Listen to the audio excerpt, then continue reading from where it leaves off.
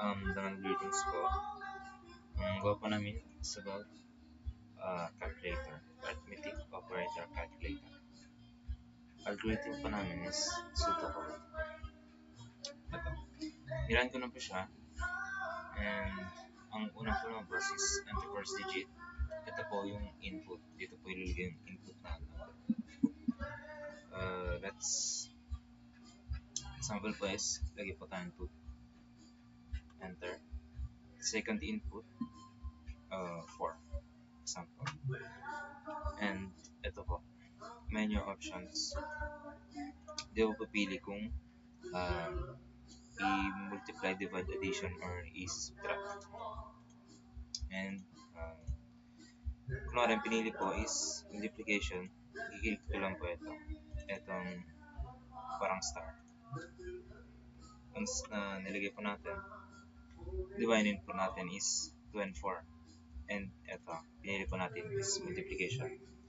Pagka yun pinili, enter. Yan. Ito pong lalabas, 8. Bale, pinag-times po sila. Yan po code pag niran. Ito po yung first variable namin, which is addition. Ito nga pa. Pagka press at pag-add po nilang dalawa, ito plus.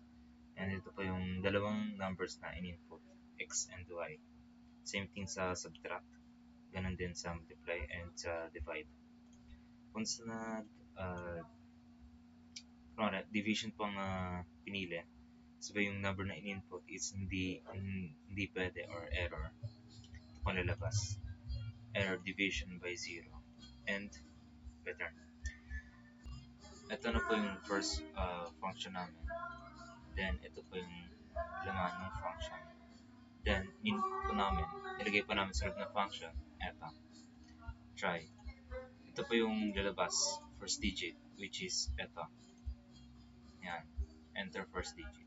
Then dito, second digit, dito, and second digit. Once na nag-input na po ako ng numbers, dito na lalabas na po sila. Itong print menu, print options, press. Yan. If choice, ito, multiplication. Pagka pinili po yung multiplication, ito, output, multiply yung first input multiplied by second input. Tapos print, yung result po nung dalawa pag pinag-multiply. Result, tapos yung output, which is yung equal or yung sagot. Elif choice, ito. Nilagay pong elif kasi hindi pong connected na second variable.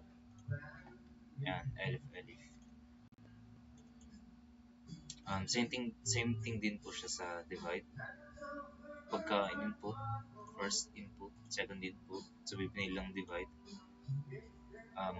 Ito, result tas output yung sagot nila.